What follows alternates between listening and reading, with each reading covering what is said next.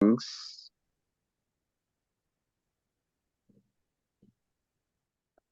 Move on to say just a few things concerning how we as youth are expected to, even in the first place, position ourselves for better career experiences.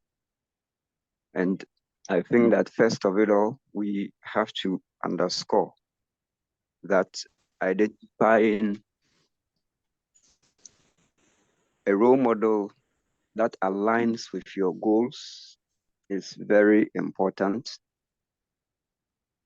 And as such, this helps you to be able to align yourselves with the things that you have seen the person doing, for which reason you are motivated to align your goals to that person.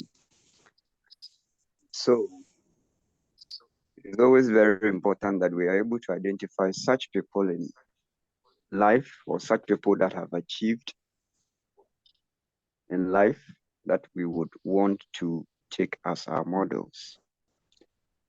And another very important thing, and for me, I have always said that it is the pivot of success, um, which I identify to be discipline. And discipline entails a lot, and nothing can be achieved without it. Because with discipline, then you can talk about consistency. And you need discipline to be consistent. Yeah. I'm just trying to imply that it is necessary that we are able to identify what we want to be. And it is also necessary that we are able to set ourselves towards that particular direction. And we have to make sure that there is always that commitment to be able to move forward in the direction, or in the positive direction that we want to go. That will lead to our betterment in the future. So in order for us not to keep this so long and give the opportunity to um, our facilitator to take us through the very important topic that we have for today, I will entreat all of us to take our personal development very seriously, for it is through that we can be close to perfection. We can't achieve perfection, but at least we can always strive to be close to perfection. So I take this opportunity once again to extend my warm greetings to everybody, and to entreat all of us to participate actively in this very important engagement. Thank you very much.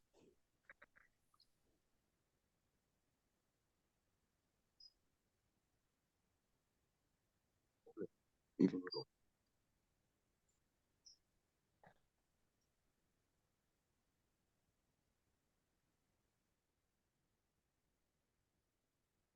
Paul, are you available?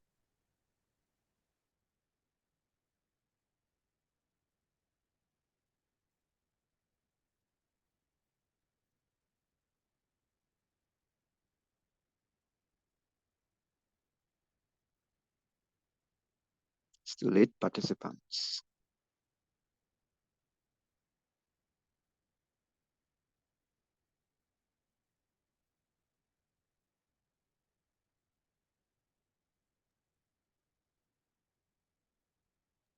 If it's not available, maybe can you moderate the show so that we just continue? Okay.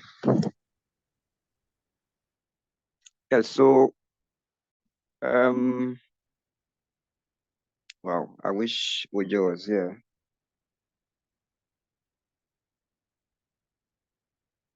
All right. So since Paul is not available, I think it will be prudent for us to continue in his absence. If he's able to join later, then he gets to benefit from the rest.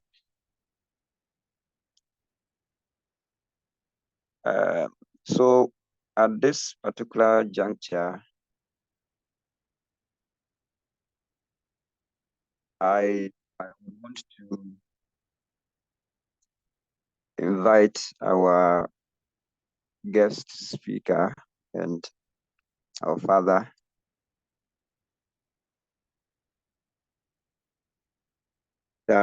Emmanuel, to take us through the topic for the day.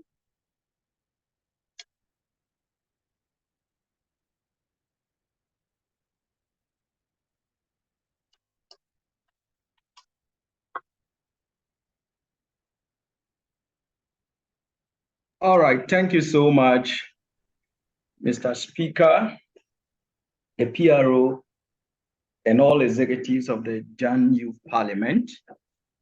In fact, I must say that this is a step in the right direction because many have chosen certain careers in their life, and today they are regretting.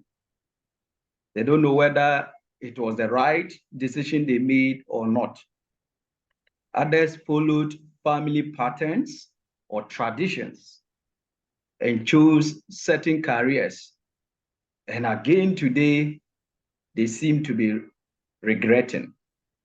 So when I got this call from the JANU to at least be the speaker for this kind of program, I was enthused because these are things I like to do to help people.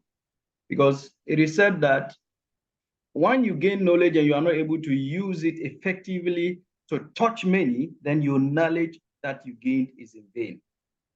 That's why the first president of Ghana said that the independence of Ghana is meaningless unless it is linked up with the total liberation of the African continent. I have always said everywhere I go that this is actually a very, very prophetic statement that he made, and we can apply it everywhere in our lives.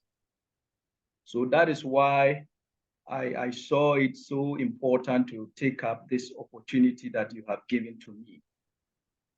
So without wasting much time, I would like to share my screen with you. There's a presentation I will be making. I don't know whether you can see my screen.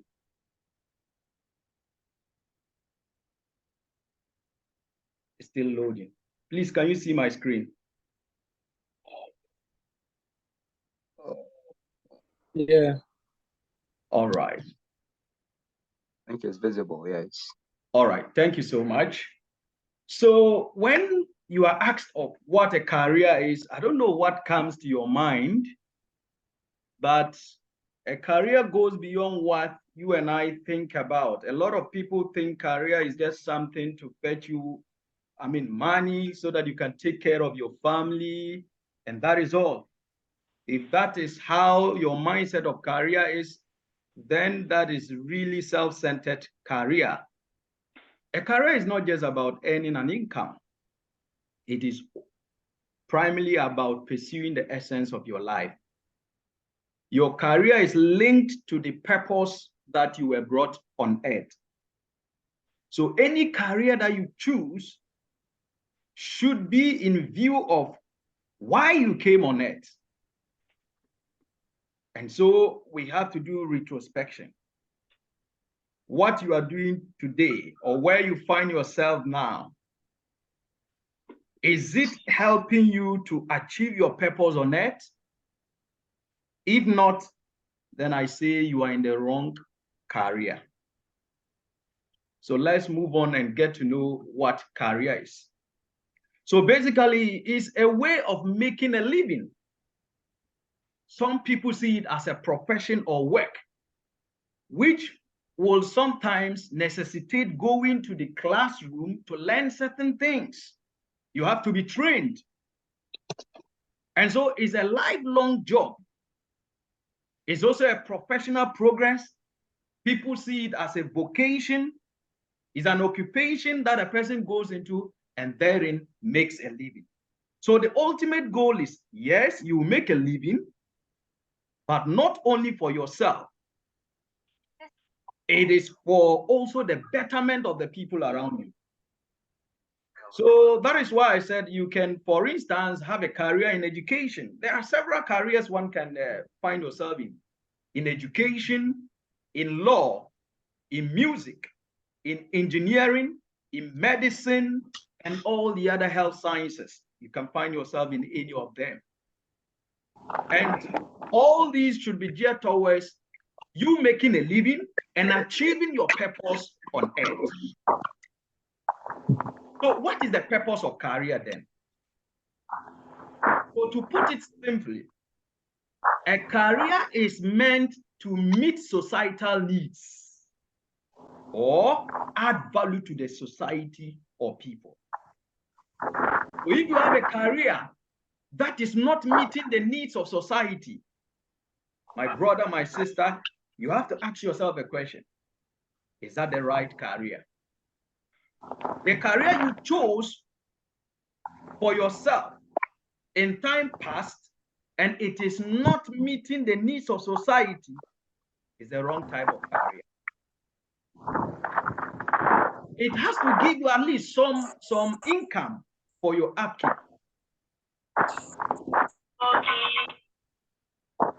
It has to give you some income for your upkeep, but also it has to meet the demands of society. So if it is not meeting the demands of society, then it is not a career. And there are many needs of society, several demands of society. And these are waiting to be met by people. All you have to do is to identify the needs of society, and you meet them by turning in yourself as someone for a particular career. Wherever you live, you may see certain things happening and you find an opportunity to make ends meet and to meet the needs of people. That becomes your career. You may be living somewhere and people travel far away to buy bread just for breakfast. I'm telling you, you can seize that opportunity and buy bread from wherever they get it from and put it at where they are so that they will not travel far away. And so before you realize, people will start patronizing your bread. That becomes a career for you. It is serving your needs and it's also meeting the needs of society. And these needs of society must be morally met and legally right as well. So you can't choose a career as a prostitute. You can't choose a career as a thief and you say it is a career. Because number one, it is not morally right to steal. It's not morally right to be a prostitute. It's not legally right to be any of these things I have mentioned. There are several other things. So if you say your career is being a thief, I tell you that is the wrong career. It's not a career. A career is one that meets the needs of society, and meeting the needs will be morally and legally right. If not, it wouldn't be a career. Now let's move on. So everything in life is about choice. When we look, please, can you mute yourself if you are not speaking? Because sometimes it disturbs. If you are not speaking, just mute yourself. After the lecture, I will give you opportunity to ask questions. So we have time for ourselves. And I believe that we are going to learn something together. So everything in life is about choices. Even in the beginning, God chose to create human beings. God chose to put them somewhere. And so after that, man also started choosing to do things. So you have the choice of what to eat, the choice of where to stay, the choice of who to marry. Everything is contingent on choices. And that is why even God says in the scriptures, choose life. So to be happy, to be successful, fulfilled in life is all a matter of choice. If you want to live a happy life, it's your choice. If you want to live a sorrowful life, it's your choice. Everything is contingent on choices. So we cannot blame anybody when we make a choice and it ends up being the wrong choice. You cannot blame anybody. If what you chose does not end you being successful, if your life is not fulfilled, you can't blame anybody. It is your choice. So this evening we are going to learn a lot how to make the right choice and on what basis, what factors determine the choice of our careers. We will look at all that. So ladies and gentlemen, there is a very big link and strong one between the career you choose and your purpose in life, as I said in the beginning. Let me let you know this. Your career is the vehicle that carries you to your purpose. So let's say your purpose is here. It is your career that will lead you to achieve that purpose or get to where the purpose is. As I am sitting here, I'm in my office. I needed to take a car to move from where I stay to where I am. And so where I am is my purpose. And then the vehicle I took is my career. So now, maybe your purpose is to affect lives and to disseminate knowledge to people by being a lecturer or a teacher. Now, being the lecturer or the teacher is the career, and it is the vehicle. And the purpose you want to achieve is to what? Affect lives by helping people gain knowledge, disseminate knowledge to people. That is the purpose of your life. So if you are able to define it that way in the beginning, it would guide you in getting the right type of career for yourself. So in doing this, wherever I go, I always use what we call the Holland's hexagonal model of career fields. And this will always guide you in choosing the right type of field to be in. Many of us have chosen wrong careers, or we have chosen careers that today we are regretting. So in Holland's hexagonal model, it is made up of about 6 fields. The first is the realistic career field. We will look at that. Investigative, artistic, social, enterprising, and conventional. When we say realistic, what does it mean? People who are realistic or have interest in the realistic field are always people who use human effort. So if you are one who likes to use your effort to do things, for example, as a farmer, maybe as an engineer, and these people are always solitary. I'm trying to describe these fields so that you will look for where you fall within. These people are always solitary. They don't work with people and communicating with people all the time. They cogitate and do things with their own intellect and with their own might and strength. They use their energy to do things. Like you can see the man climbing the pole. You see, this is an engineer, and he's working alone and doing everything with his intellect and with his energy. Such a person is a realistic individual. And so if you want to be someone who is realistic, I tell you, then you need to choose programs in engineering. You have to choose programs in agriculture. You have to choose programs in surveying. So all the natural sciences, all the engineering programs you can think of, people who are realistic are the ones that go there. And now the next is investigative. These are people who use their natural intellect to inquire about problems of nature to get solutions to them. So these are people who do research every now and then. You know, research is about throwing questions and getting answers. So if you are one who always wants to investigate an issue to get the root cause of something, I tell you, you must choose a field in that area and you will do very well. So there are people in the family, if something is missing, I'm telling you, give them the opportunity to look for the one that has taken that thing. They will get you that person within the twinkling of an eye. So such a person is very good in investigation and should choose a career that deals with investigation. Which kind of careers? You can choose a career in law. You can be a lawyer. You can be a judge. You can work in the forces. You can be a policeman, a soldier, or any of the forces we can think of, immigration and whatnot. Then you can even be a scientist, because scientists do investigation. So you can read any of the sciences, biology, chemistry, physics, geography and all that. You can read any of these sciences and then they will help. You will do very well because you are able to investigate issues. Science is about throwing hypotheses.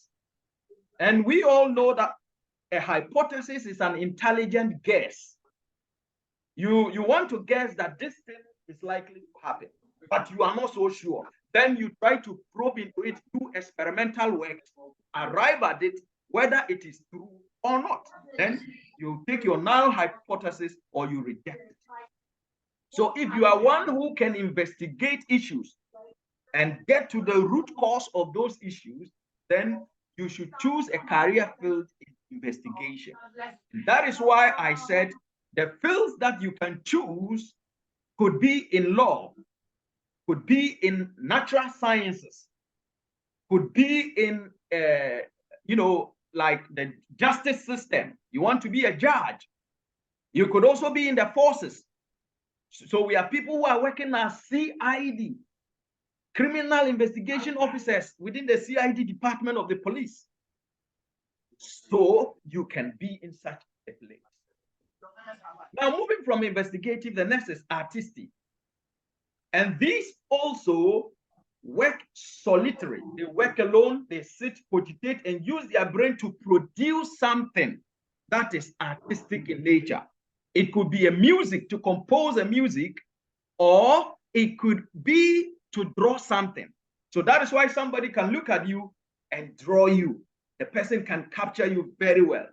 I have a cousin of mine. He's currently he's at the Takoradi Technical University. The guy is very good. He can just look at you and mold you, carve you out. And so when I saw him growing up and he had this skill, he finished high school. When he was going to high school, I made him to go and read visual arts. And so he developed his skills more. After the visual arts, he didn't know where to go. Then I told him, look, there is a program at Takoradi Technical University. It's about sculpture. Go for it, buy the form. Believe you will do very well. And he heeded to my advice. He bought the form. He did extremely very well in the school. When he finished, he did his national service there, and today he's working there. And I've been seeing him taking up bigger projects, going to Accra. You see him bigger projects. He's over there drawing people on walls and all that, taking money. And this is really beautiful. So if you get to the point where you know where you belong to, I tell you, it is really going to help you. Now, so if you are artistic, you can read music, you can go and do arts and sculpture at the university. You can go into anything that has to do with artistic design. Even people who read languages, okay, they all fall within this. Now, the next is social. If you are somebody who is interested in taking care of people, very close to people, and being able to communicate to people effectively and meet their needs, you have care for people, then you have a social interest. And such a person should select a career that will help him to achieve that goal. That will help the person to be able to meet the needs of people, care for people. So, for example, people who are nurses, who are midwives, or working in the health sciences, they are taking care of the health needs of people. They are social. I tell you, if you are not somebody who is very social and you dare go into the health sciences, you will mess up. That is why we have heard of people who are nurses or doctors, excuse me to say, and their attitude is nothing to write home about, because they are not social. In the first place, they are solitary human beings. They want to do things on their own. They don't even know how to communicate with people. So if you are not able to communicate well with people, then you are not social. You shouldn't choose a career in that. If you choose a career in the social aspect of life, you will fall flat. You will suffer. Years ago, some of us were thinking of becoming medical doctors, but it didn't work for us. And today, I don't regret it, because when I look at my background, I was someone who was so shy. I couldn't even sit to talk with people. I couldn't even look at a woman in the face. Those days, my mother and my sisters would be laughing at me. If I came out of the house and women are sitting, my house was said they were selling pito, and people always sit there all the time drinking pito. So how to even come out of the house was a problem to me. So I had to always bow my head all the time. And with such an attitude, how can you relate with people to meet their needs? It will be difficult. So those days, if you even spoke to me because of the shyness in me, I may speak to you in a way and you will think this guy lacks manners. It is because of my makeup. So that is why I think God knew my purpose on earth, and he barricaded me from going into social care, going into medicine and all that. And then I find myself in the realistic and investigative. That is why I read an engineering program, a science program, and today I sit down in my lab to do my own analysis, use my mental faculty to come out with solutions to problems of nature. So if you see a person working so hard and is doing well, is successful in a particular field, it's because the person was able to know the exact career path to choose. So if you want to be a nurse, you want to be a doctor, a healthcare worker, you want to be a teacher, all this, it falls here, social. Then from there, we move on to enterprising. So there are some of you who can take risks at anything at all. You can take risks of anything. Business. You can invest money into a business entity, and then you are waiting for returns. You don't care whether you lose or not. Those people are enterprising. And for them, they also sit to think. So these are people who go into business. So if you are one who likes that, you like to do business, give money to the person. The person can run the money and put it into effective use. The person is someone who is enterprising. I am not one of those people. I know myself very well. I can't go into business like that, except maybe by the guidance of people. But on my own, it is difficult for me to go into business. So some of you are people who can go into business. They give little amount of money to you. You put it into effective use. For some of us, if you give us money, we will spread it. We will give it to people because we see them suffering, and we don't want it to be happening. We will just give it to them, and we believe that God will pay us back. So, but those of you who can risk and use money into effective use, put money into effective use, you are enterprising. So you should choose careers in business. That's why when you go to the university or the high school, you have to study business, economics, you have to do business administration, human resource management, and the other things. These are things that you can venture into. Accounting. People who go into accounting are all in this category. Then from there, we move into the conventional. Conventional interest, is usually people who believe in the norm of the day. They believe that 1 + 1 is 2. You can't cheat them. They believe that the Constitution says this, and you must go by that. On the face of the book, on the face of the Constitution, this is how it should be. That is what they believe. So those people, we call them conventional. So in such, you have to choose careers in law. Yes, you can choose a career in law, in auditing. Okay? And those people who just believe that this is how it should be. Even the judges, you can choose career in that. And in Ghana, you need to become a lawyer before you transcend to be a judge. In other places, you go to school for it and you become a judge. So you can choose a career in that.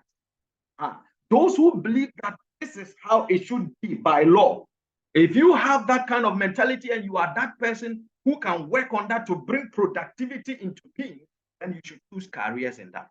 So that is the Holland's hexagonal model of career fields. And according to John Holland, the one who brought it, he said that 2 fields that are close together can be combined. So if you look at the hexagon, For example, let me use my cursor. If you look at the hexagon, you see realistic and investigative, they are very close. So that means that people who are realistic can actually also be investigative. So and I told you realistic is like engineers, it's like farmers, surveyors, and scientists. Then when you come to investigative, again, you have scientists there. So that tells you that you can be realistic and at the same time investigative. But you cannot be realistic and you see, come to enterprising. They are opposite. You can't be realistic and come to social. You can't be investigative and come to enterprising. They are very far off from each other. But now you see investigative and artistic. If you want to be somebody who is artistic, sometimes you will do investigation about something. You look at a particular person and then you can investigate about the person's culture and you can come out with something that represents the person's culture. That is investigative. And so you are artistic at the same time. The same thing, artistic and social are closer, so they can be combined. Social and enterprising, they can be combined. So that's why people who do general arts can even go and do business and they succeed very well. Enterprising and conventional, the same. Conventional and realistic, the same. But you can't go, along the other aisle, from realistic to social, investigative to enterprising. No. So I don't know where your interest belongs to in these career fields. Where do you have your interest falling? Maybe a lot of us have made mistakes in time past. We didn't look at some of these things because we were not told. So we made mistakes. And today we are regretting. The last time I met a guy in church and we were having a very nice program and we were interacting. This guy told me, look, he likes accounting so well. He was very good in accounting at the senior high school. So when he finished, he went to the university to do accounting. But then they told him that, no, your family, everybody is doing accounting. Look, your younger brother, your elder brother that finished the university did accounting and he's sitting at home and he has no job. So why do you also still go and do accounting? So that put fear in this guy. Even though he had interest in accounting and he was doing very well in it, he reapplied and got a different program and went to do a science-based program, mechanical engineering, and he's suffering.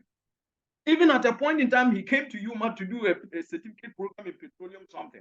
And look, I told him, my brother, you have lost interest. You don't even know where you belong. You have a problem of self-identity. If you don't identify yourself well, let me tell you, and you listen to people so well, you will make a lot of mistakes. If your brother did not make it in a career, does not mean you will not also be able to make it. So I asked him, your brother that did the accounting, was it just accounting he did at school and came out? Did he write any professional exams like these chartered accounting papers that they've been writing? He said, no. So I said, so you see, if you don't add value to what you learn in the four corners of the classroom, I tell you, you will amount to nothing. When you come out, you will not be marketable. You should be able to market yourself with additional skills different from what you have learned in the four corners of the classroom. But if you are basing on the certificate you just got from the university, my brothers and sisters, it will be difficult to get a job. That is why a lot of people are jobless and they don't know. It's because you have not added any value to yourself. That's why when you are in the school, start taking up certain courses, short courses, write professional exams, add value to your certificate, and it is going to help you. If not, you will become useless. Your certificate will become like a tissue paper. Anytime you send in an application to a particular company, I tell you, they will not shortlist you. They only see that you have things in the four corners of the class. Apart from that, you can even have first class, but you will amount to nothing. They will employ you. Someone who has a second class lower or second class upper, but has certificates in other areas, okay, has professional exam certificates and has enriched himself with some software competencies, that person would be employed than you. So where are you? My brother, my sister, where are you? Ask yourself. Now let's move on. So let's look at some of the factors you have to consider when you want to choose a career. So there are things you have to do, there are things you don't have to do. So when you want to choose a career, the first thing I always say is that you have to look for a number of career choices and options.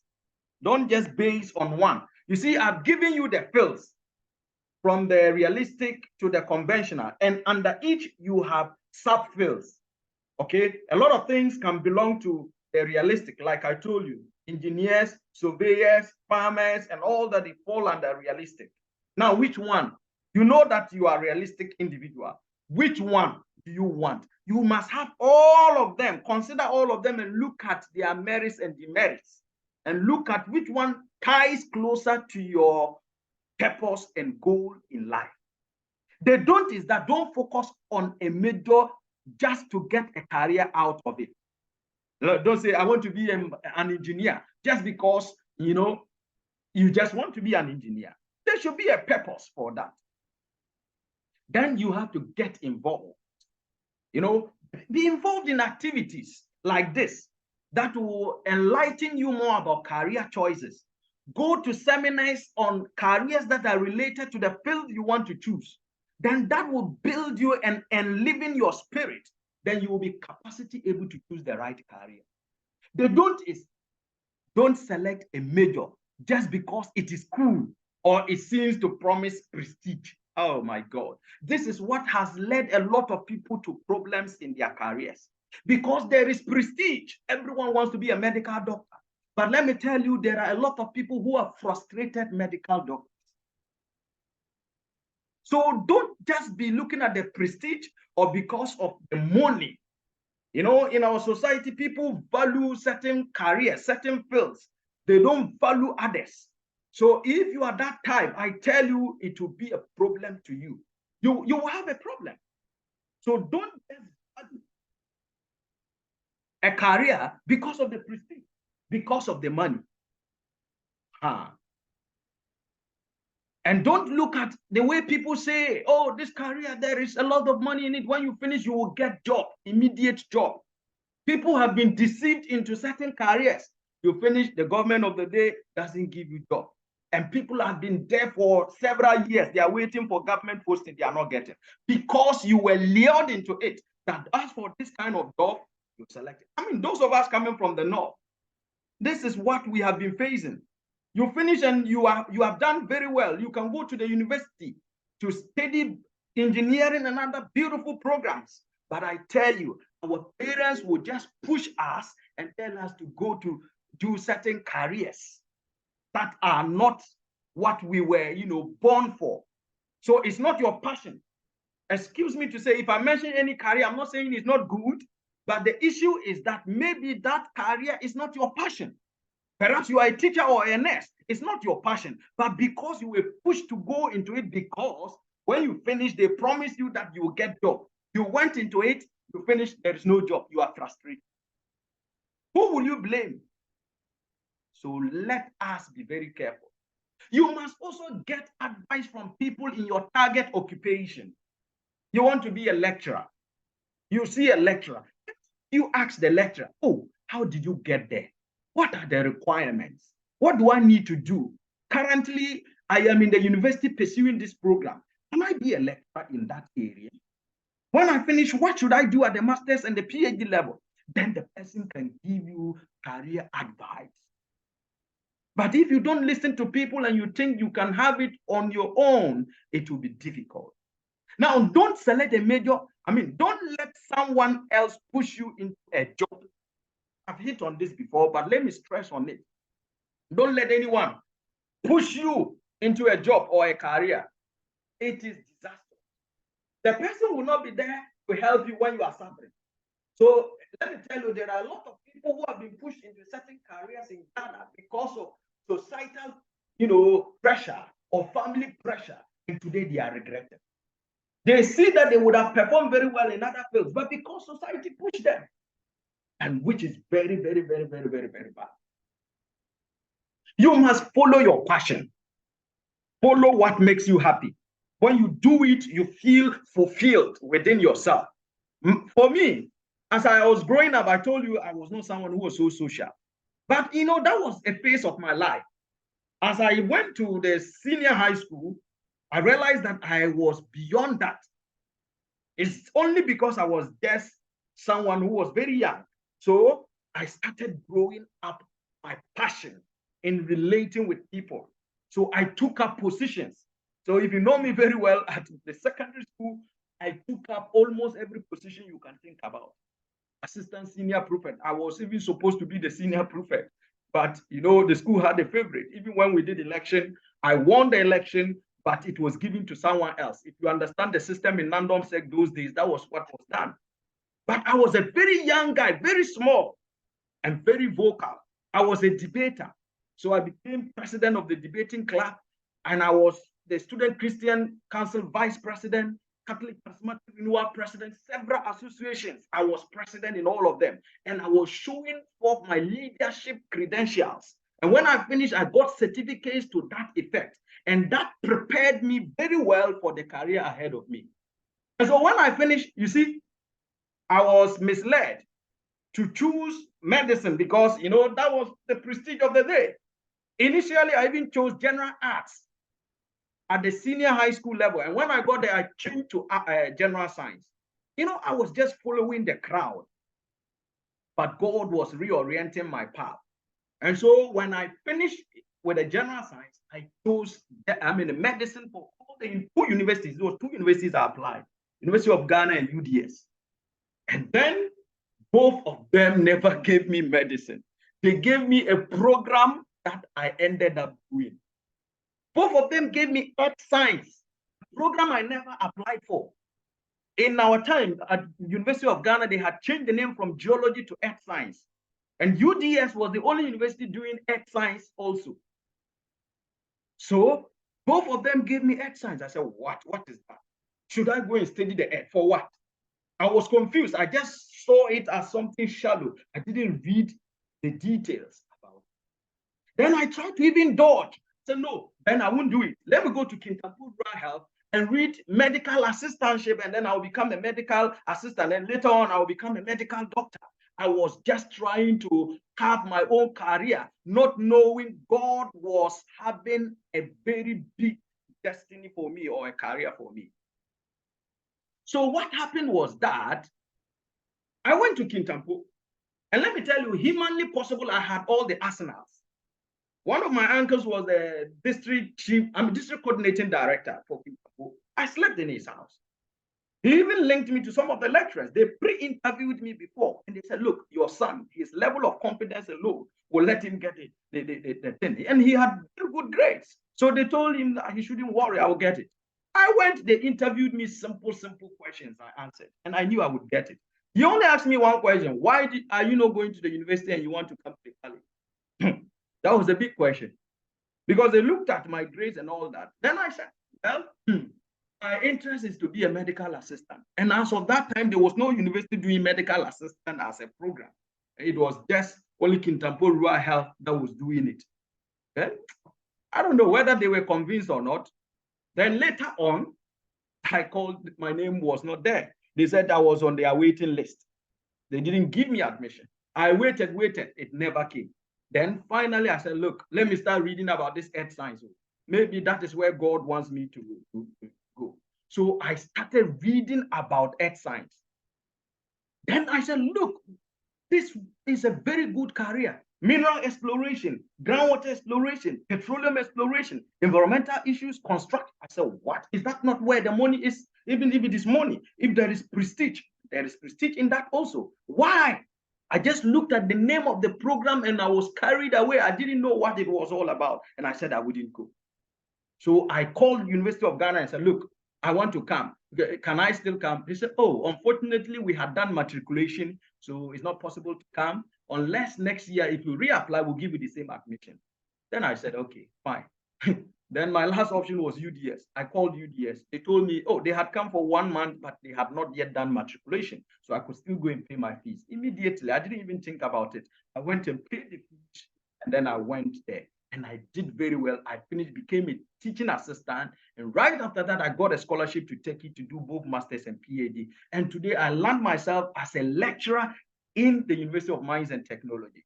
I have always told myself, anyone who has joined and is a colleague of mine or a mate of mine, they knew whilst we were at senior high school that me, I would be a lecturer, because I used to say it.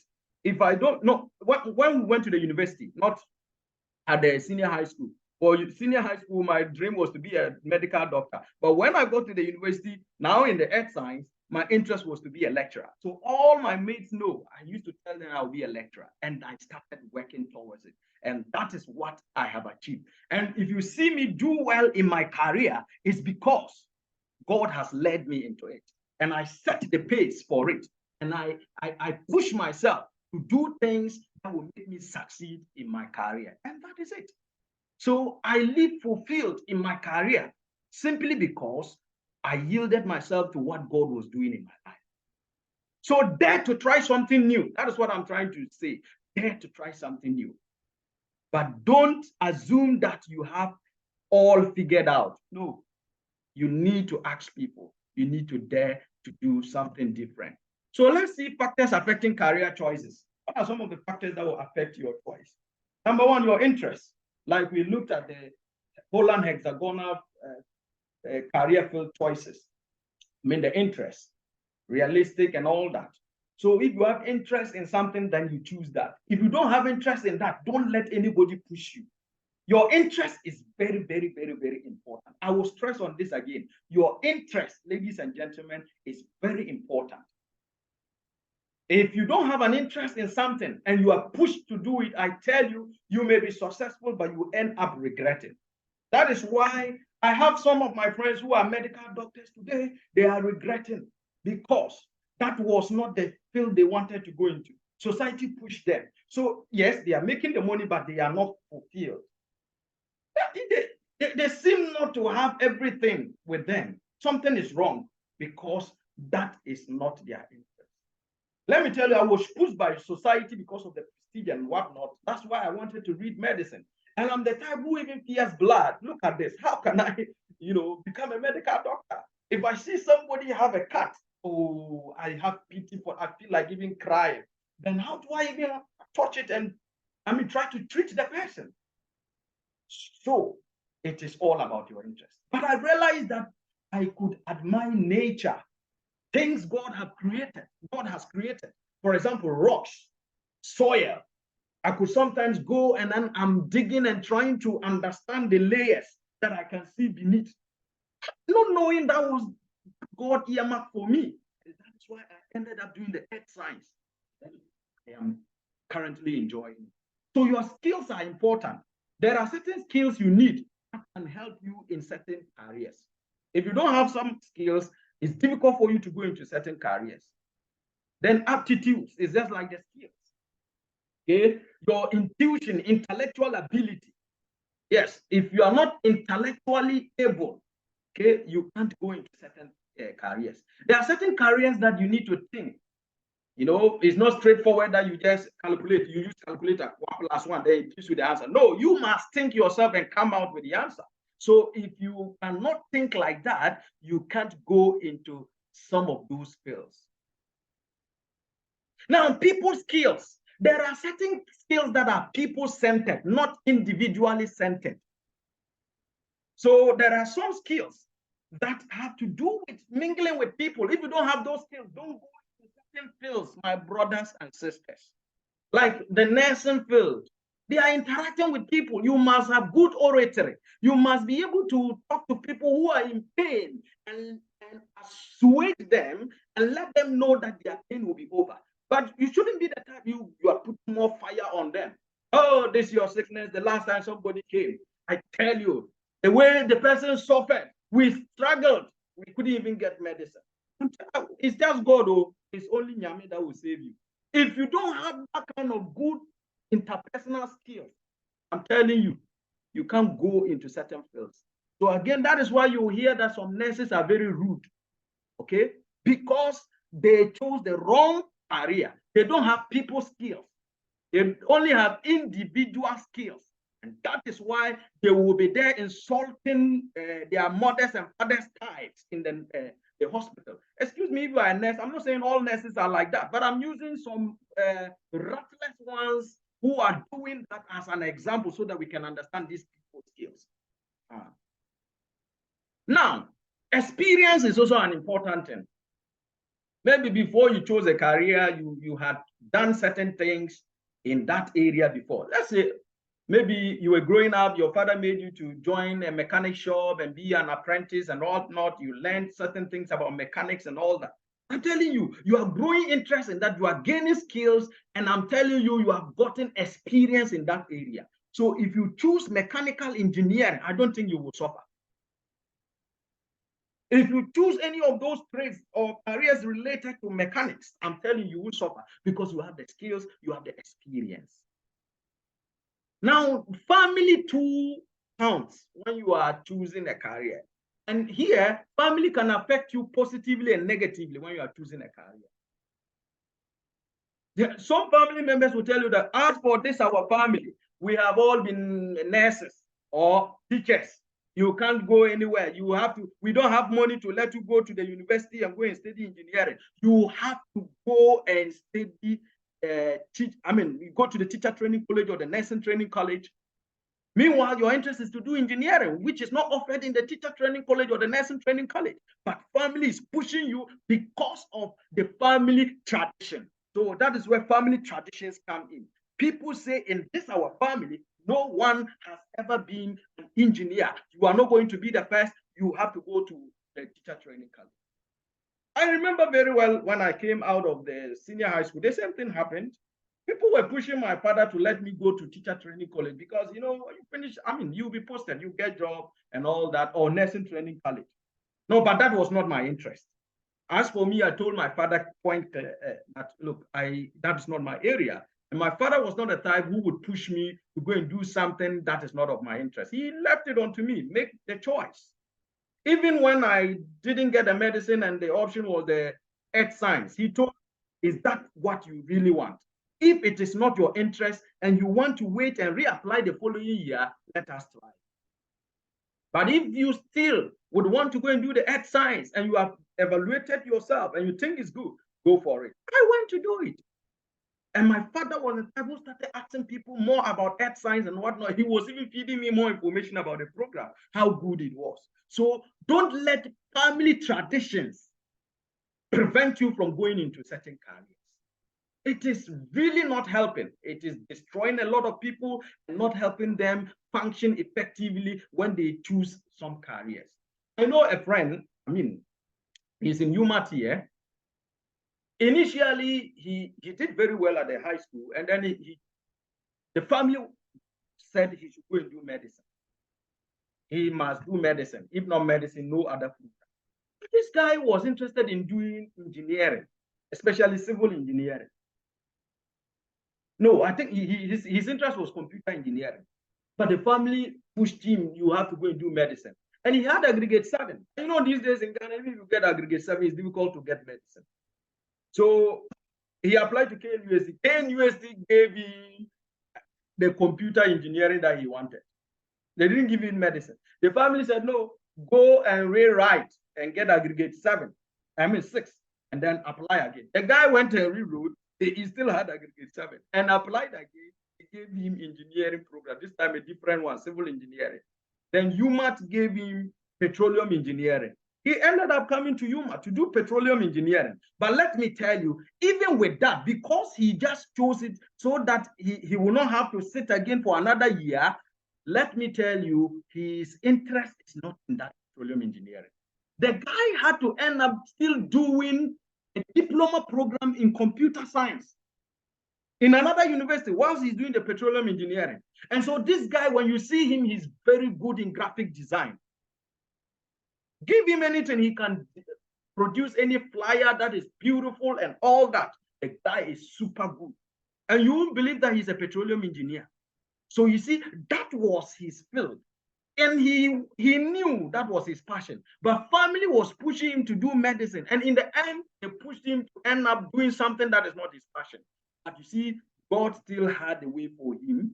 And God pushed him to go out to still do that diploma in computer science. And so there were times that He will leave the program in UMAT and go to the other university to go and write exam in the computer science and come back to join his colleagues to do the petroleum engineering. So family traditions, they don't help.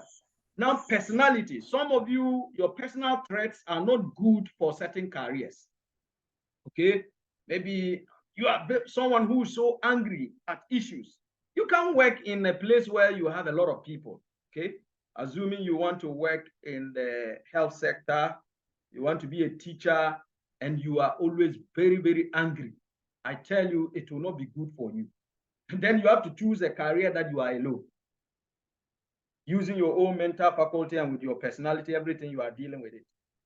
But don't choose a career where you will be interacting with people and you have such bad threats. So look, the thing should be holistic. Look at yourself. All these things, and you can choose. Life goals and work values, they should also guide you in choosing a career. What are your goals in life? That is the most important thing. What do you want to achieve in life? I told you that my interest was to be a lecturer, and the overriding purpose was for me to affect lives, to touch many lives. I told myself, as God has lifted me to this level, I should be able to touch many lives by, illuminating the eyes of their understanding. Because the Bible says, for lack of knowledge, my people perish. So those that are not informed of certain things that I have gone to the university to learn, Lord, give me the capacity to teach them and make it easy for me. And I have been doing it, and by the grace of God, it has always been very successful. That's why I have a lot of mentees, and these days I just sit and get testimonies coming, and I'm so wow, because this was something I prayed for and I worked towards it, and it started happening. So we will end very soon. So where to go for help? When you have chosen the way forward, among the fields, which area you want to go, where should you go for help? The first is you can go to a career center. There are several career centers in Ghana that you can go to, and they guide you on what to do, which program to choose at the university. And some of us, when we were at the senior high school, we didn't have this opportunity where they will come and talk to us about the university life. And that's why we ended up just choosing anything we wanted. But these days, people come to the senior high schools to talk to you about career choices. And that is very good. You even have career and guidance counseling or something like that unit that you go to, and they can guide you. In our time, we didn't have things like this. So there are private entities that are even doing this, and they call them career centers. I've been seeing things like that online. And you can go, they guide you on what to do. Then faculty. When we say faculty, we are talking about, let's say, professors, lecturers in the university at the tertiary level. You'll be going higher, and you will need these people. They have gone through it, so they can help you. Talk to a lecturer, talk to a professor. Even if the lecturer or professor is not in your area, I tell you, the person can still guide you. There are a lot of people who have guided in social sciences. I'm not a social scientist. I am a natural scientist. I'm an engineer. But I've guided people to choose careers in business, careers in law, careers in arts and whatnot, and they are functioning very well. Because if you understand this particular discipline, there is nothing that will be a difficulty to you. Then you look at upper class students, those that are ahead of you, your seniors. They have gone ahead of you. So contact them, let them talk to you. The last time I was, giving this presentation, somebody told me that, in my village, there is nobody I can take as a role model to guide me. They are all, in the village. There's nobody who has made it big. All of them end up, and still being in the village. They are not going forward, nothing. So who do I take as a model, a role model? I said, look, you have seniors among you. At that time, they become your role models. They have gone ahead of you. You are not ahead of them. So at least they still know something you don't know. At that time, you see, you can have mentors in every aspect and in every stage of your life. Don't have one mentor in life. You can have mentors in every faculty, every discipline, every aspect of your life, even spiritually. You can have a mentor who is a prophet. You can have a mentor who is a teacher. You can have a mentor who is something else. So even people who are ahead of you in class, They should become your mentors. Ask them, bro or sister, how did you do it? How did you end up getting this? And then that is going to help you. Then also student organizations. Student organizations are very important. So that is why I tell you, when you go to school, join organizations. Majority of you say, oh, me, I want to concentrate on my academics. My interest is only my academics. And then even when you concentrate on the academics, you don't even get first class. See, you wasted your time, you lost a lot. But those that had academics, they had their social life and their spiritual life. I always tell my students that as a student, you have three forms of life. The first is your academic life. The second is your spiritual life. The third is your social life. So when you go to school and you are able to balance all these forms of life, I tell you, you will be a powerful student. It's not all about getting first class, but it is all about having good grades. It is all about knowing God more. It is all about networking with people. When I say social life, it's not about going to the clubhouse. It is about networking with your friends. There are some of you here, it is your friends who will help you get jobs. We go to school, but it's not all of us that are at the same level. Some of you, your colleagues have parents who are in certain organizations that you will be applying for jobs. When they just make recommendation, you will get it. So when you sit in the classroom, the one that is betwixt you, left, right, I tell you, make friends with them. The one that is in front of you, behind you, make friends with them. It is all about your future. Don't forget about this. The one that is the weakest student, even in the class, make friends with the person. I'm telling you, nature is such that even the weakest students are the ones who get jobs, and the brighter students don't get jobs these days. So student organizations will help you. When you join student organizations, you learn more because they will do mentorship sessions where they will bring experts to talk to you.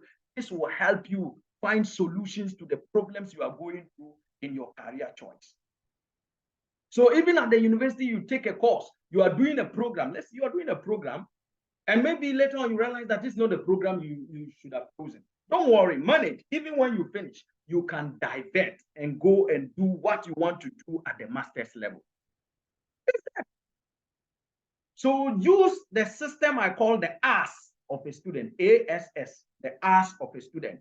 A means academic life, S means spiritual life, then the other S means social life. So I always say the ASS of a student.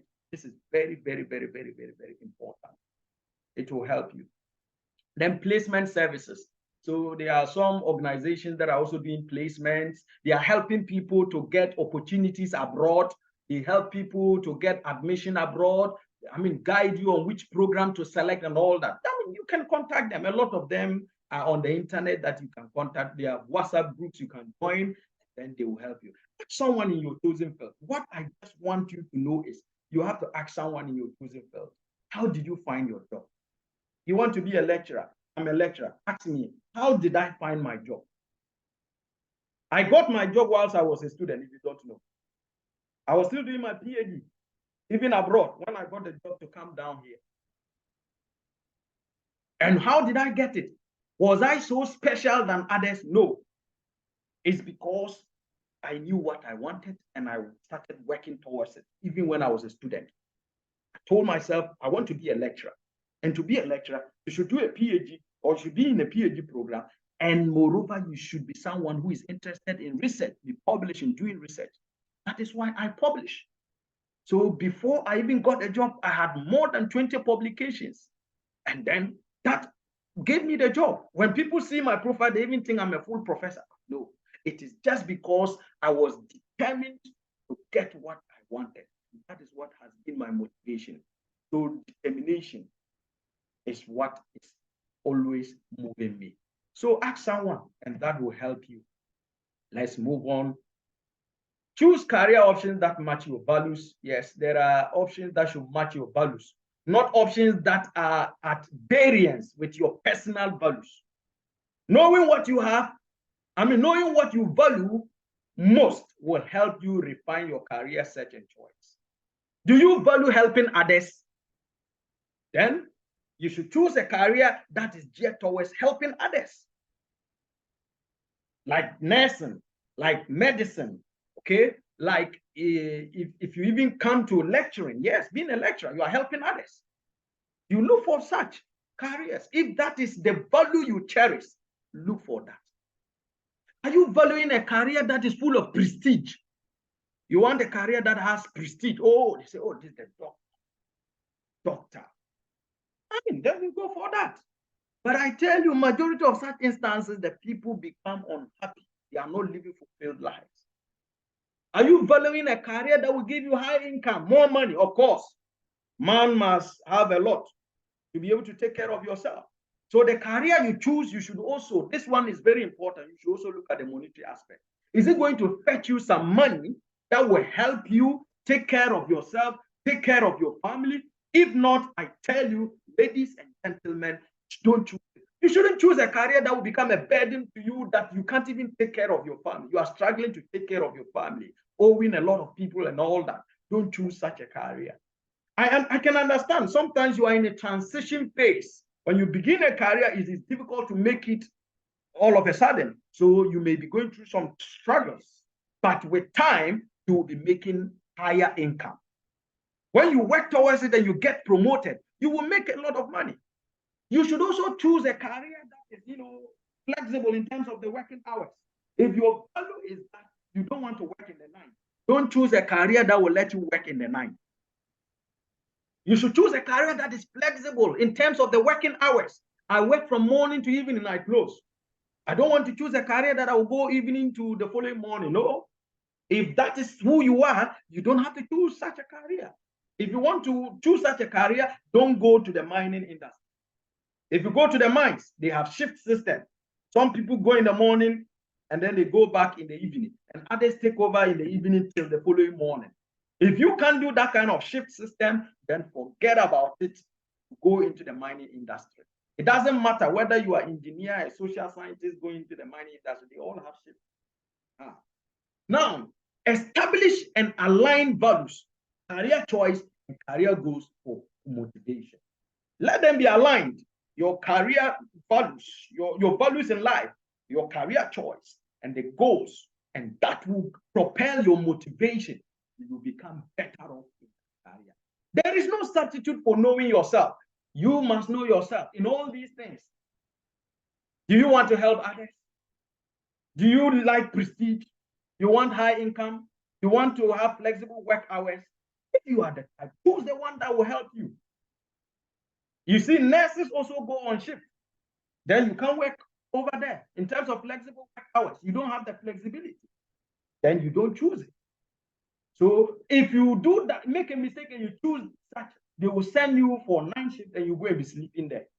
And you go, you can't do anything, nothing productive. You are insulting people, beating people, because that is not what you like. So know yourself. So what do you look for in a career?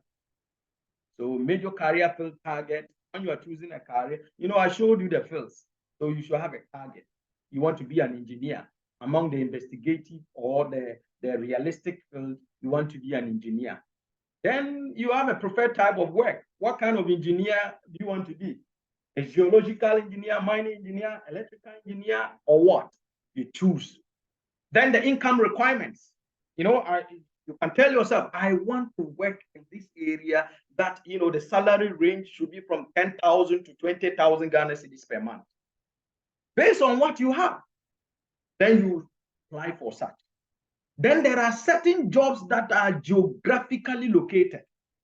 So you should also tell yourself, I want a career that is based in Ghana or a career in Africa, not in Europe, because maybe the weather conditions in Europe won't favor you. You get it? So you should look at the geographical requirements of every career. There are some jobs that are advertised. They say, okay, come to United Arab Emirates, or you go to Saudi Arabia, or you are going to Antarctica, the coldest place in the world.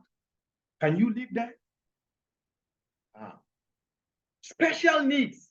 They are because of who you are.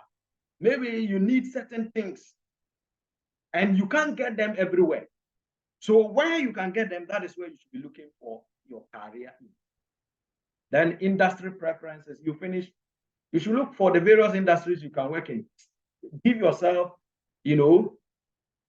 a motivation for which field you want to go into. Maybe the mining industry, or you want to go to education, you want to go to agriculture and whatnot. You should have at least some preferences. And some jobs, my brothers and sisters, are full of stress. The stress level will let you down. You can easily die because of the stress. You have to ask people in those careers. So there are some jobs you see people, young people, they are dying every now and then because of stress. You see a young person, high blood pressure, BP, and all that, and they are dying. So you must ask so that you won't put yourself into such a condition. It is very, very important. If not these days, that is what is taking people away. It's killing a lot of people. Then the level of interaction with other people. There are some jobs you don't interact with anybody. You are only with a machine. Assuming you are working in the mines, most of the sections, people are working with machines alone. You don't even talk. You have no right to even have a phone. They take your phone. Your phone is left before you come to do the work. So the level of interaction with other people is less. If you are the type who cannot bear with such, don't go for such a career. And there are some careers that are indoor and others are outdoor. When we say indoor, they are housed, they are contained in a place. You don't go out. You are not seeing everyone moving around. For example, outdoors own like civil engineers working, construction work they are doing. They are constructing a road. Everyone sees them. It's outdoor. Everyone can see them. But there are certain jobs. Let's say being a teacher, you are indoor. Nobody is seeing you outside, except maybe you are teaching under a tree. But that is what I'm driving. You should look for jobs based on some of these things. Then the amount of independence. The amount of independence is also very important. There are some jobs that you are not independent at all. You are just always depending on people. You are doing things with people and they are controlling you. You have no level of independence. You must probe into all these things before you make a decision. I'm telling you, you must be yourself, function well. And when you see things not right at your workplace, be able to stand to it and talk to it. But do it politely. Don't let anybody frustrate you at your workplace. If not, I tell you, you will end up dying there. And when you die there, nobody will have pity on you. Nobody is going to take care of your family. Everyone has their own problems. Even your family members have their own problems. So you need to look at all that. There should also be a balance between creative and conventional tact. You should look at that. Then the type of people you would want to interact with, you should look at that. Okay? If the job is giving you interaction with people you don't like, don't go for it. Physical requirements are very important. The kind of things that are there, where it is located. Is the job even local, national, or international? That is also important. Some of you never want to go out of your comfort zone. You always want to be in, let's say you were born in Jang, you want to work in Jang as a teacher forever. If that is what you want, fine. If that is not what you want, you will have to look for a career that takes you somewhere else. At least you need to also experience what life is. You need to also see how people behave, people of different tribes, people of different upbringing, how they behave.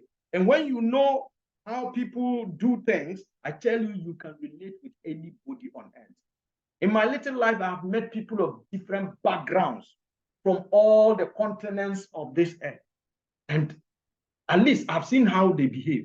I know how people from East Africa, people from West Africa that we find ourselves, from Southern Africa, I know how they all behave. So when I meet one, I know how I would deal with the person. And that is very good. It helps you. So that is why when you are applying for a job and you have, some of these things in your profile, they have seen the trajectory of your movement from one continent to the other, one country to the other. I tell you, they will give you the job. Now, benefits and the perks. You have to look at the benefits and side attractions or the allowances that come alongside with a job. They're also very important. You must look at that. And then advancement opportunities. There are some jobs I'm telling you, you can't even advance. You are in that job and you can't go to school. So you, dear, the certificate you brought into that job is what you end up with. You can't advance yourself. There are some jobs that don't give you opportunities like that. So if that is what you want, fine, but you should look into it. You should also have a good boss. I mean, you can't determine who your boss will be, but when you are given the offer or when you are even being interviewed, you will know who your boss will be, and you can decide to make a decision to come or not. If you have a bad boss, you have to be a prayerful person. Your boss should become your prayer point every day. If not, your boss will disturb you. You won't have a peace of mind. That is where the stress level will also come in. And like somebody said, when you die, they quickly replace you. That's all. You die, they replace you. Then you should look for careers that give you opportunities to train yourself, capacity building. You can travel abroad and go and take a course and come back. The job even sponsors you. That is it. Look for that careers, they help you. Then the industry outlook of the career. Before you choose a career, check, how is the industry like? Maybe you want to go to the mining industry. How is it like? Are jobs stable in the mines? Will I lose my job in the next 5 years if I enter? I mean, you need to look at all that before. And then the reputation of the firm in the industry. The company you are going to work with, you must know its reputation. There are some companies, the moment you enter there, you have served or signed yourself a death warrant. If you add it to your profile and you want to look for a job in another place, problem, because that company has a bad outlook. The reputation is bad. So don't be in a haste because you are just looking for a job. You came out of the university, you are jobless, you just got a job in this company, you rush into it. I tell you, it can end up being your death warrant and you never get a job again, simply because you have served in that company. And these days, internet doesn't lie. Once they put the thing on the internet, it's there forever. When somebody Googles your name, they will see that thing there. So be very, very, very, very, very, very. So I told you this. I want to repeat this. So you have to network. Before I bring my presentation to a close, and then maybe you can ask your questions. You need to network. Some of you, let me tell you, unfortunately, you don't even have LinkedIn account. You are just local. Excuse me to say. Me, I try to put things straightforward. That is how some of us are. We are very local. People even see Facebook to be for socialize. So me, I won't have Facebook account. I'm telling you, there are some jobs they will ask you about your Facebook account. It depends on how you use the Facebook. Check with people you know about career information. Network with them. Networking can lead to meeting someone who may be able to answer your questions about a specific career or company. That is it. It is a very good way to learn about the type of training necessary for a particular position, what to get into the field, and the positive and the negatives of that work. It is very important. And I'm telling you, my brothers and sisters, I won't even lie to you. I'm telling you for a fact that a lot of professionals are active on online networks like LinkedIn. Go to LinkedIn or dostand.com. Go to Twitter or X now. You will see a lot of people there posting job opportunities, projects for masters, for PhD opportunities. You will see them posted there. So don't say, oh, social network, or social whatever. It's meant for take people or people who want to show off. No. Some professionals even use Facebook to get in touch with others in their field. I'll give you a case study myself. Sometimes you see me, if I get something out of my research, maybe a publication, I post it everywhere. Facebook, LinkedIn, Twitter, anywhere, all my social networks, I post them there. People think maybe this guy wants to show off. No, it's not show off. If that is your mindset, it is on you. I know what I want. That has brought me a lot of networks. I see people write to me. People are not even qualified to even talk to professors of high ranking outside Ghana in better, positions than I am. They link up with me and they say, look, We saw this, your work is very interesting. We would like to do similar work with you. We are already even doing that kind of thing, but we saw that you added this to your work. So we want to include you so that you can be part of it. I'm telling you, and I'm open to that. And that has linked me to people in India. I have a lot of links with professors in India. Because of some of these things, I have links with people in America because of these things. I have links with people in South Africa because of these things.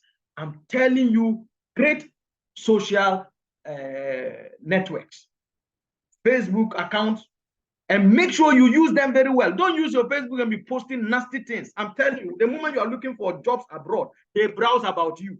They will just punch your name on internet, Google. Then they check Facebook, nude pictures. You are just talking about boyfriend, girlfriend, romantic things alone. How will they employ you? To come and be talking about romance? But I tell you, go to my Facebook. If you don't know my name, Emmanuel Daanoba Sunkari, just check my name. Check what I put on my Facebook page. It is things that are educating people. It is about research. It is about, promoting knowledge. It is about my spiritual life as well and helping people who are weak spiritually to get to certain level. I'm telling you, these are what people, when they browse and they see, they are happy. They know that you are a good person they should work with. But they browse about you and everything they're seeing is bad. It's no good. And some of you, your networks, you will not put your full name. You put your guy name. Eh? You not put your full name there. You put your guy name. Oh, Sky B. Meanwhile, your name is Dakura Francis. Then you say Sky B. It's Sky B. They browse about you. They are seeing Sky B. Sky B is not a name. So your LinkedIn, you should put your real name. Facebook, you should put your real name. All the social networks, X, put your real name. So when people browse about you, they will see you. Today, if you just Google my name, you will see a lot of things about me in other places, my publications, awards, and other things. And this is what people would like to see about you. When you're looking for a job, they will be happy. I use myself as an example because I am myself, I know. I may not know you. So that is why I like to do that. Once you browse, you will see for yourself. So networking is very important. Don't say it is for socialites. No, it only depends on how you use it. Use it effectively, and that is going to help you, my brothers and sisters. So let's end with this. And the slides is plenty, but I don't think I can continue with all for you. It will be so boring. As a teacher, you don't teach for more than 1 hour. The students will lose interest. So let's look at the skills you need to possess when you are looking for a career. You must assess your skills. I mentioned that as one of the factors. What skills? So I divided them into academic strengths, personal qualities, and people skills. Now, for the academic strengths, there are some of you who are good in reading, writing, speaking, and listening. And so if you're good in reading, writing, speaking, and listening, I tell you, you will be a very good social person who can relate with people, solve the problems of people. Like being a nurse, like being a teacher. Somebody who will be interacting with people on a daily basis and solving their problems. If you know how to read well, to write, to speak, and listen, I tell you, you'll be a good person. But if you don't know how to do that, your speaking is bad. Somebody is brought to the hospital and you are a nurse. You can't speak well to the person. You say, go here, your sore is smelling. How do you tell somebody like that? You should know how to talk to people. So if you don't have this skill, don't go for anything that has to do with social. Now, math, your arithmetic skills. If you are good in mathematics, then I tell you, you can be a very good engineer. I mean, like mechanical, electrical, electronics engineer, and all those kind of real engineering, you can go into that. Creative thinking. These are skills that you need to develop. Creative thinking. Creative thinking is very important. You should be able to sit to create something, bring something of innovation out of you.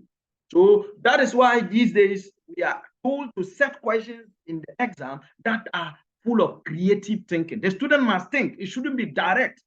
So if I want to ask you something, let's say I teach things in hydro and whatnot. If I can't ask you describe the hydrological cycle straight away, no. I will say, assuming a pre-engineering student comes to you and the student asks you, how does water form on Earth? The student is confused about how all the water on the Earth came to be. Can you explain to the student about this phenomenon? You see, I want you to describe the hydrological cycle, but I didn't go straight forward to ask you, what is hydrological cycle? I will create a scenario out of it. You have to sit down and think, what is this man talking about? So that is why if you follow me very well as a student, oh, you can easily pass my exam because I know how I'll put it for you to grasp it. And some of the things I will say it in the class and you can easily get it. So creative thinking, and if that is what you have, you can go into certain careers like investigative, okay, like the artistic, okay, you can go into those kind of careers. Problem solving and decision making. Some of you, you can solve a lot of problems. You can make decisions that you don't regret at all. So these people, they can be good also in the conventional aspect, careers in that. Even the math people who are into, enterprising fields like business, they can. If you are good in mathematics, you can go into business and all that. You can do a lot of calculations. Then personal qualities. These are qualities you should possess before you choose a particular career. Self-esteem. Some of you, you don't value yourself. You see yourself and say, no, can I even make it? I'm afraid that this thing I can't make it. You have already weakened yourself. You've already told yourself you can't make it. You have determined that you will never make it. And words are life. When you say certain things, they will always come to be. So if one sit down and do a retrospection, you will see that certain things you said about yourself, they are coming to pass. Unaware. So that is very important. Self-esteem. If you have self-esteem, you can go into certain careers. Self-management. How do you manage yourself, especially time? Do you manage your time well? If you can't manage time well, there are some careers you can't go into. Then responsibility. Do you take responsibility of issues? Or when things come, you are blaming others? You should be able to take responsibility. Then people skills. This is where the social, this is where negotiation, this is where leadership and teamwork comes into play. If you are somebody who is social, you can negotiate. You are a leader, a born leader. When they give you a leadership position, you are able to help people, you link people, you give them, a lot of opportunities. And you work in a team. You don't work in isolation. You delegate things to people to do, and they all do it well. I'm telling you, there are certain careers you need to choose. It's not every career you should choose. So such people cannot go and choose the ones that you just be alone, solitary. You have to choose the social, you have to choose the conventional, and then you have to choose the enterprising and all that. But from artistic going, sometimes, difficult for you to go into some of those with these personal skills. So ladies and gentlemen, I think this is where I will end. There are a lot of stuff I could still talk about because the slide continues, but I will end it here and take your questions. If you have any questions, you can open your microphone and then you ask. We are live on Facebook as well, so I can see people join on Facebook. So thank you so much. I can leave it to the leaders. Maybe if someone is moderating the question time or anybody who wants to ask a question can ask. Thank you very much.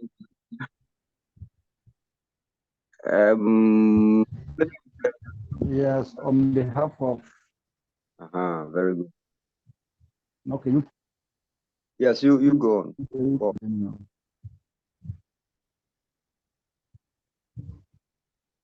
Okay, on behalf of the youth and all those that have done, you say your time and thank you very much for the insight. It was an insightful lecture, and I think that what we have heard, especially the health sector, don't be harsh, and all the aspects.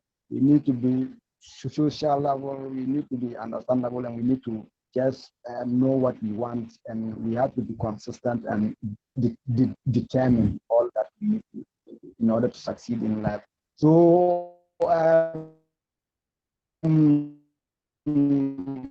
for now, what we do is that we take some few questions because we are spending much more time and the time we are spend 1 hour something. Very bad. So we take some few questions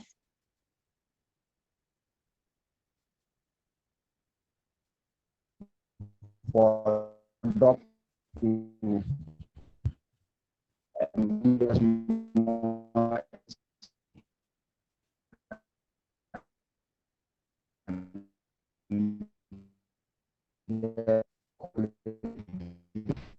Wow.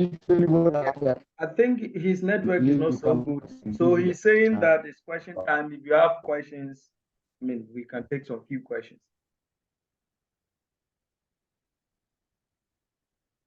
If you want to type in the chat box, you can type too, or if you want to ask, just open your microphone and talk. Yes.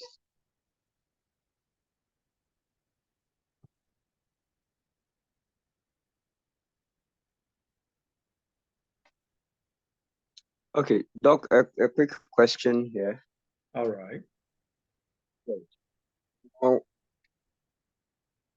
looking at what you've taken us through, it is clear that a lot of people are lost in their way. We can always see clearly that people are not in their right careers. That is causing a lot of issues. And it's a factor when it comes to some of these things. And looking at the fact that they have the financial muscles to be able to help you walk towards your goal or towards your career. Now, how are we going to find, or how are we going to realign the thoughts of the society and our parents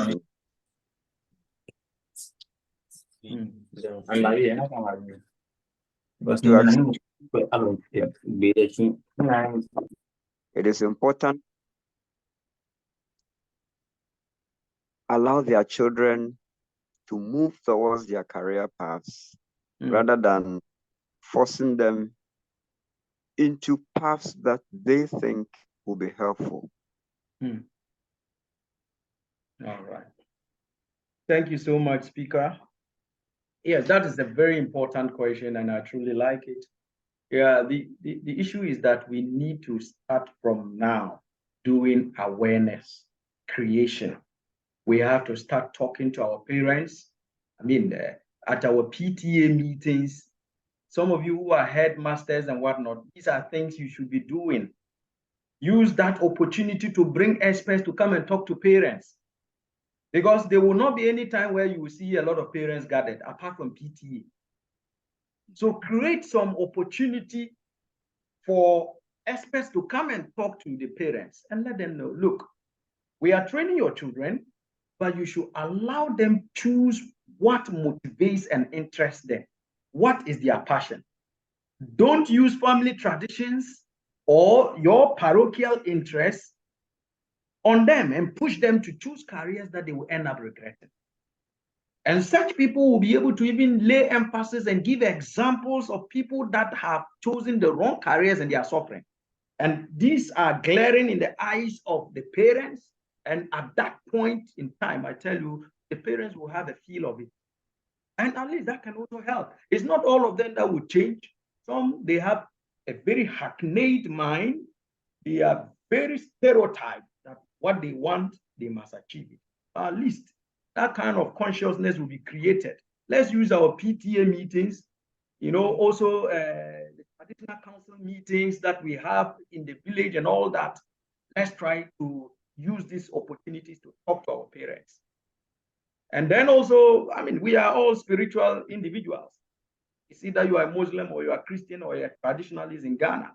Let's pray about this. Pray into our careers, to pray to our parents. Pray about our parents so that God will touch their hearts. When you are choosing a career, before you even approach your parent to tell him or her that you want to choose this, pray about it.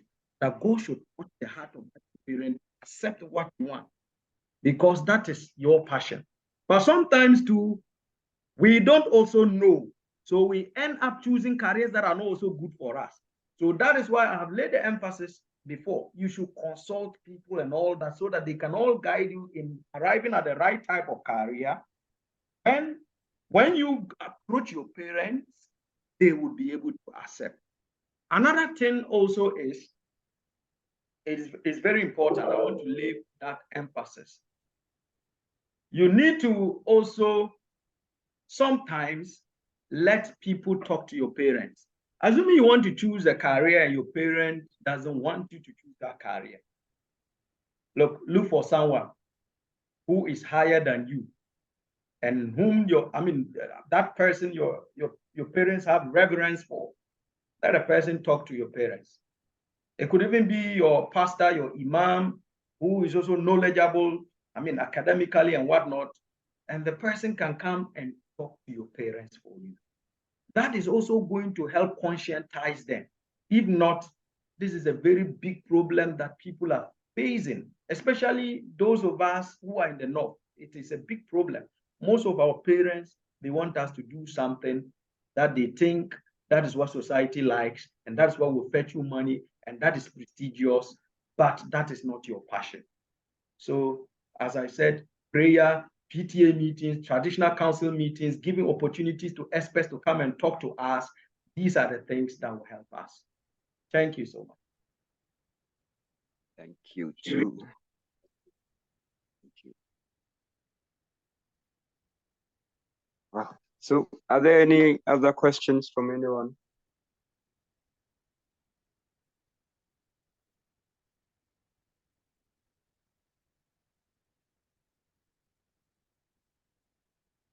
Please, anyone with a question can unmute, or hello. You said. Please talk. Yeah. What about if somebody have picked a wrong career, and the fellows want to come back into his career? Can that thing goes on? Maybe the fellow have choose nursing, but you realize that the nursing that I am is not helping, and he's now coming to take another career, or he's now coming to take another risk. Can it be that the fellow can also come back, or it will be like the fellow will continue with where she is?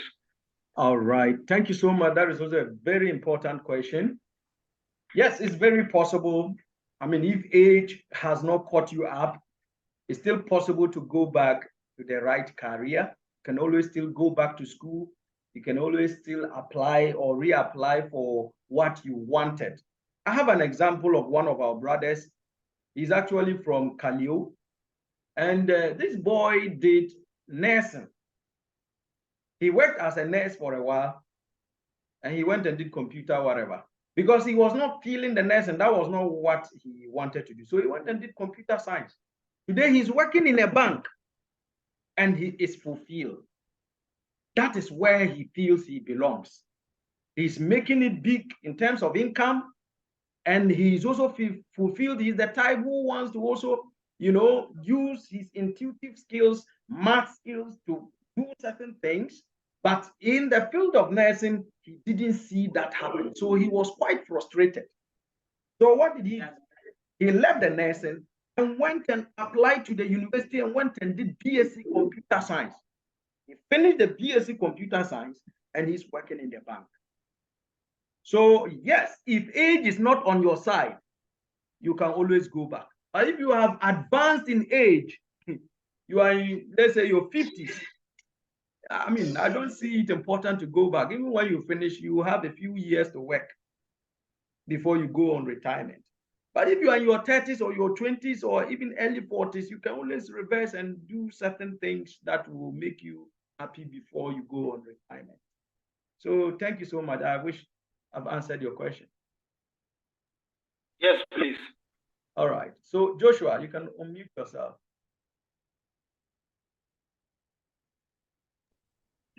Okay, I think it's evening at your end, where I am is afternoon anyway.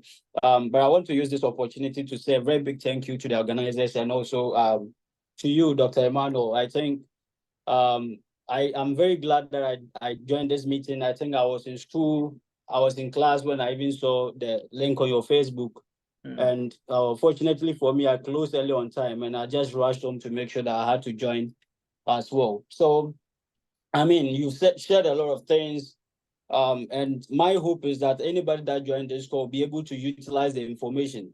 Because one thing I've realized is that there is one thing in getting access to an information, and there is one thing in utilizing the information, of which most of us always fail to do. There are people that will listen to this call, go back and go into their sleeping mode. And at the end of the day, this whole talk wouldn't have served the purpose for which the speaker wanted it to do.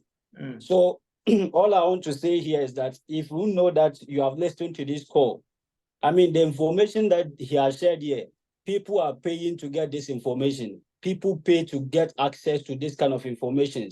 And you have been privileged to have a brother who have, I mean, advanced, I mean, developed himself to be in a capacity to share it and give it to us freely. You have not paid anything. The only thing you did was to make sure that you have internet connection to be able to join this call. And if you go back and you don't use these things and make sure that they change your life, then that is where the problem is. I can tell you, Dr. Emmanuel has been somebody I started looking up to when I was very young. I mean, there are stories that I wouldn't want to talk about because I remember those days when he used to come back from work to the village, and where, I mean, I'm also from Jang. I don't know whether most of you know me that much. So I used to work with him, and he was somebody like I used to look at him and be like, that time he was even in high school, in Nandom Senior High School. So, but when he used to come home and you are with him, his character was not depicting those kind of people that we used to see even in the village who were in high school. And he motivated me, and I went to Nandom Sec. See, I wrote BC twice. But my first time I could have gone to any school, but I had to go back and write because I was so determined to go back to Nandom Senior High because he was there. And I knew that the school was having an impact on him and all that. He left before I went there. And when I got there, I saw the track record. So all that he's saying here are not things that, I mean, the records are there. Anywhere you go that he has been to, you see the record. And this is somebody that I've never told him this. It's today that I'm saying this. I've been interacting with him, but I've never ever told him this. But there were times, even when he left the country, I still kept constant touch with him. And there were some times, even when he returned to Ghana, when I started telling him I wanted to leave the country, I wanted to go and do ABCD. He used to send me a whole lot of things to look at. And sometimes he advised you how to be able to go about it and all that. I mean, I don't know whether I informed him that I finally left the country or not. Right now, I'm in the United States. I mean, I'm doing my master's. Wow. I did nursing. And just as he was saying, I was in a managerial position in nursing before I left Ghana. Before I left Ghana, I was a senior nursing officer. And I can tell you, all the things that he has shared here, some of us, is because some of these things, we also have them. He talked about being a leader. Back in Nandom Senior High School, when I got there and I saw his track record, because I took him like somebody I wanted to be like, I also started joining organizations and making sure that I became relevant in the organizations. I knew that he was a competitor when he was in Nandom Senior High School. Before I completed, I made sure that I also became a competitor in the mass club. And these are things that you need to find somebody and look up to. Look at what the person is doing. Make sure that you are also so determined. If you take that person as the person you want to be, you probably don't have to be in the same field that the person is in. But look at the qualities, the attributes, the kind of personality that he's having. I knew that he was somebody that was so determined, ready to go to every length to achieve what he wanted to achieve. And I mean, if you go back and ask all my schoolmates, my classmates, they'll tell you I was one of those guys like I don't take shit for shit because I knew what I wanted. Me, they used to punish me because after class that they say we should go and sleep and I go back to class to go and learn. They will come and punish me to go and work. And that time I was very small. You know, when you are small in school, you take advantage of some of those things because I knew what I just took advantage of it. They punish me and they'll come and be like, I'm too small and then all that. And I went away freely and all that. But the whole point here is that this information is shared. I'm glad that I listened to it personally. I feel that I mean, we are all still on the path of trying to rediscover who we really are. I mean, I love to be in the health space, but there are some times that you realize that you need some information to guide you on whatsoever you want to do. Right now, I'm at the point where I'm trying to achieve a lot as far as what I want to do in the health space is concerned. And that is why I've decided to advance into do my master's and all that. I mean, so the point here is that find somebody, look at the attributes. To be honest with you, the last time when I left Ghana in 2013. And the last time I went back was in 2022. See, when I go home, I was so sad. I was demoralized. I was so disturbed because of what I saw. And it is because the kind of association you have will determine where you are going in this life. And again, most of us have become so comfortable in our comfort zones. And that is what is killing us. Step out of your comfort zone. Move out of where you think that you go about and people are praising you, go about and raise your shoulders. Move out of that place. Enter the space that you have to bring yourself down. Go to the space that people are higher than you, and then when you enter there, you are nobody. Then you have to put yourself down. And when I got to the university, I took part in a lot of leadership positions in the SRC. I remember I was a finance, all those kind of things. Meanwhile, I mean, in health, but I was into finances and all that. I joined Rotary International, where I developed my leadership skills. I remember I became a club president, became a club administrator, became a club membership director. When I left the university, I came back into the community setting. I took up positions and all that, and those things built me up to where I am. He talked about network. Some of us, he talked about social media. I remember my social media account was asked, and at the time that it was asked, I was just imagining when I was registering my Facebook account in 2012, that was in Nandom Senior High School. I remember that I was using my guy name. So when I was asked at that particular point that I should produce my Facebook account, I was now imagining, should it have been that name of my Facebook account was in my guy name? What was going to happen? And I can tell you what that Facebook account did for me. I've not been posting anything that I think made sense. But when they took the account, they realized that the account was like, there were certain things that I was sharing that were like, they were making sense. They were trying to connect with people, make people do certain and all that. And some of us, when they take me, I know people from Jam who send me friend requests and I don't accept it. I don't accept it because when I go to look into the account, I see malams, I see money ritual things that are being posted and all that. And trust you me, I will never accept it because I don't want when my Facebook account is looked and they try to look at my friends, they open your account and this is what they'll see. I don't want to associate myself with your Facebook account because that's what you chose to post. And I know this is not something I can lie myself to. But these are the mistakes some of us are making. These are the mistakes some of us are making. You also make friends, and it's like you allow yourself to like your friends to influence you to accept what they want to be. He said this, if you don't know yourself, trust you me, if you don't know yourself, you've lost everything on earth. If you don't know who you really are. I remember, I mean, everybody who knew me wanted me to go and do general art, but I told myself that no, I didn't want to do art. I wanted to do science, irrespective. I told myself that it was what I wanted to do. I remember my dad wanted me to go to schools like what senior high school. I told him, I don't want to go there. They are good schools, but that was not where I wanted to go.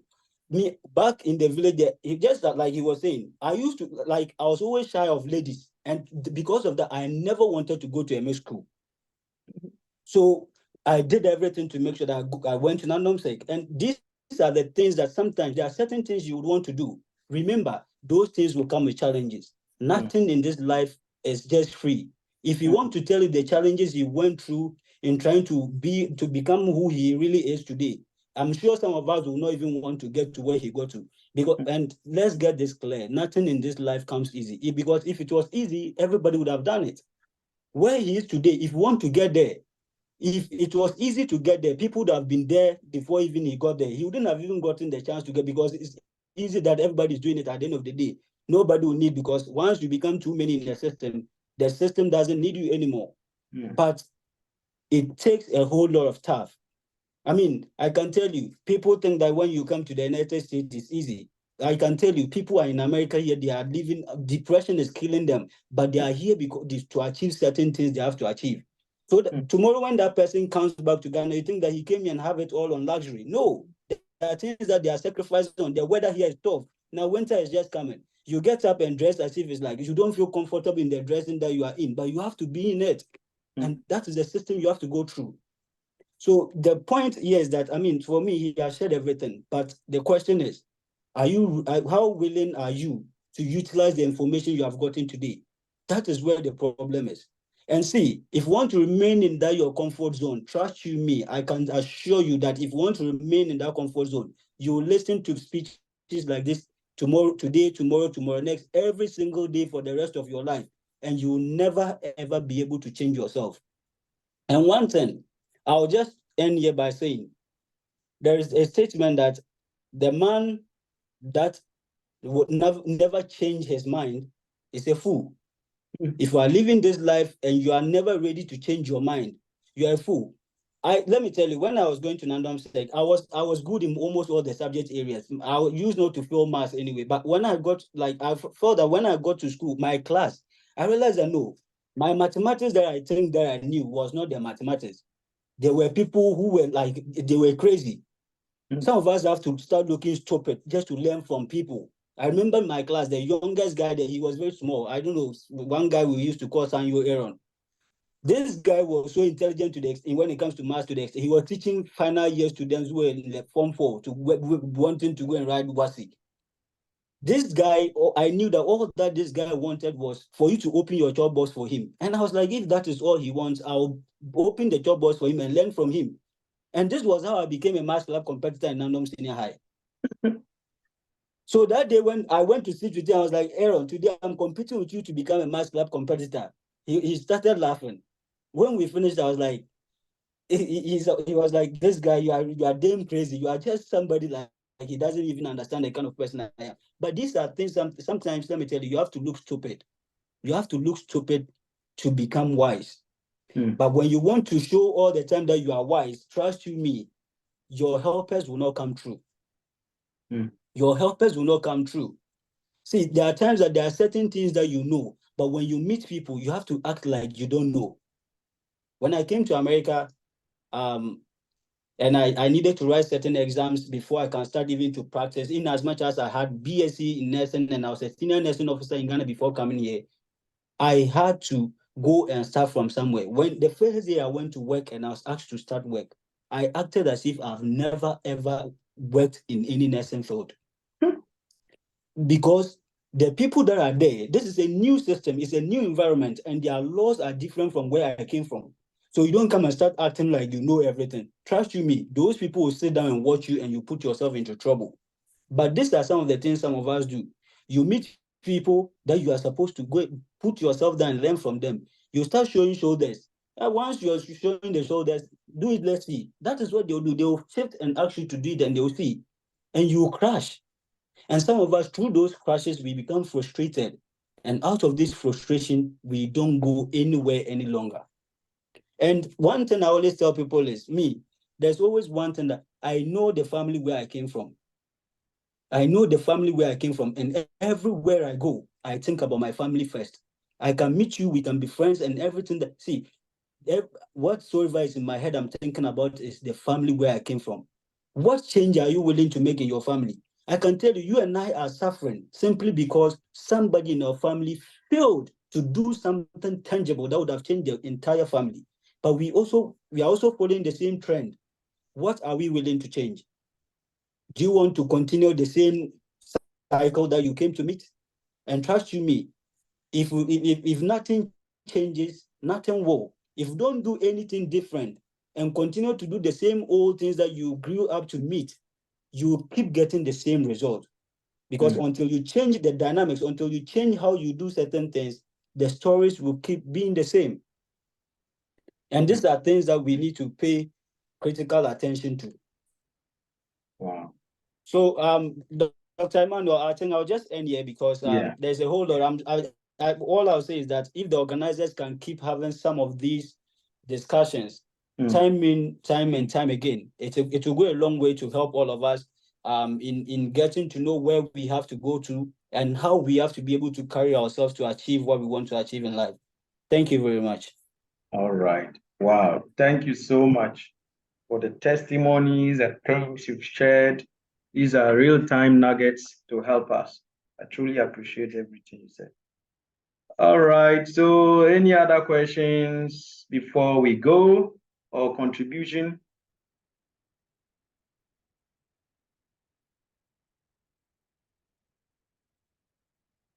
Okay. If there are no questions, then I'll call on the speaker.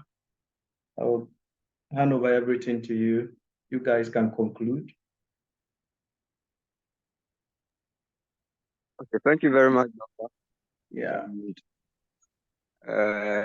I think there are no signs of further questions. So I will take the opportunity to, on behalf of leadership, thank you very much for the nuggets that you have given us. I think this has been a very insightful speech that anybody should be able to use for his or her benefit. There are a lot of things there that we are able to implement or we are able to use. We will be able to identify ourselves, we'll be able to determine what we truly are, able to determine our sense of purpose, which will direct our career paths. And I must say that we are indeed blessed to have such a resource, and we have to really be grateful to God for bringing you to us. We are very, very grateful. So on behalf of everybody, we thank you and we pray that God will continue to enrich you with infinite wisdom and continue to make you grow and go higher. And I must say that I have always followed a lot of your posts, and I'm always very, very impressed. A lot of I always see your comments sometimes. That's great. Thank you so much. Oh, pleasure. And really so happy to know that someone from our area is really achieving so much. And we always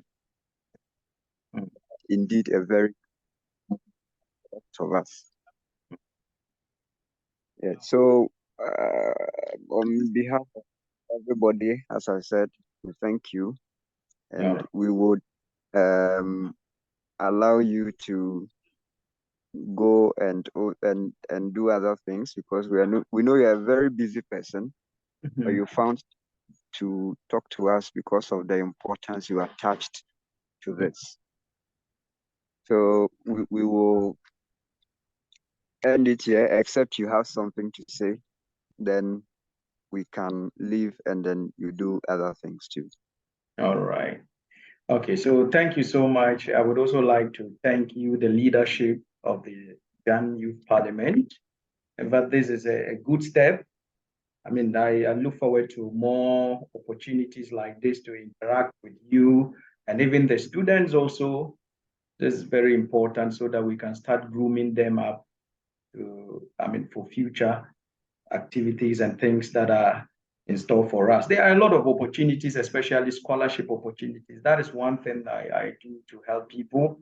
So sometimes you may see me post some scholarship opportunities in the WhatsApp group. If you have the qualifications and you want clarification, you can always contact me. My doors are always opened.